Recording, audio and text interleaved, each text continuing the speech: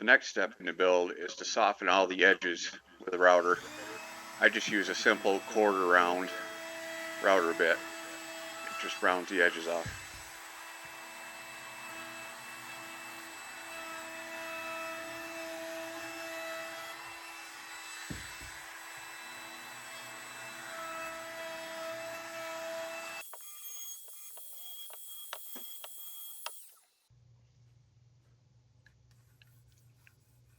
Now I'm going to sand to the grit, starting with 80 grit, and then I go to 120, then 220.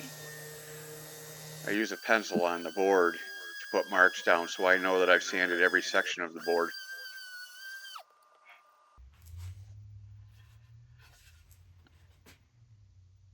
After sanding, I noticed there was a couple of cracks that I wanted to fix. There's one net glue joint, and this is a pitch pocket in the piece of cherry.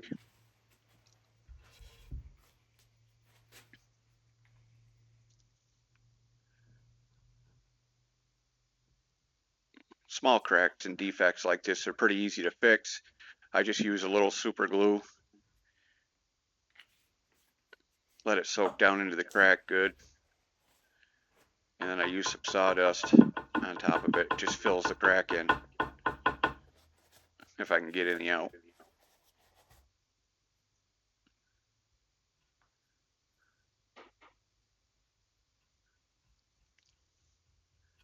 After I rub the sawdust into it, I hit it with a little activator that goes with a CA glue. It just makes it harden up in like 10 seconds.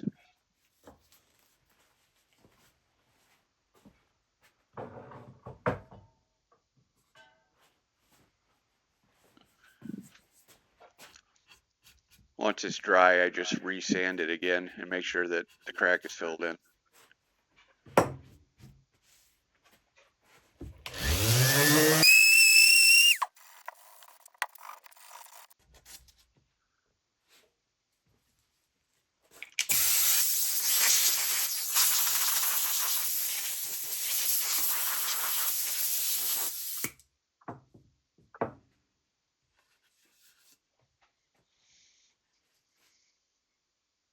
Now the cracks are all filled in now, so it's a good repair, and it makes the board sanitary because it doesn't allow bacteria to get down in the cracks into the board. The next step in the board is water popping the grain.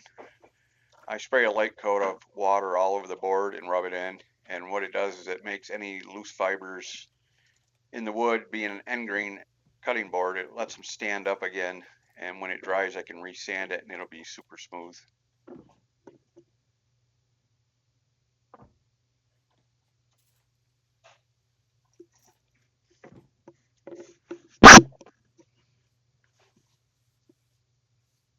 I just wipe the excess water off from it.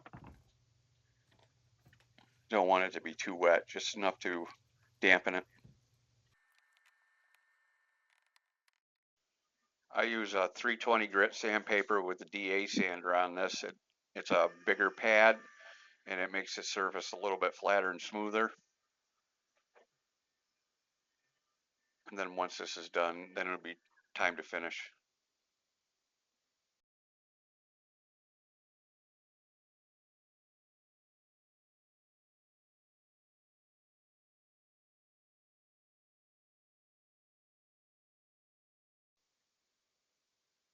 Now the board is pretty much ready for finish.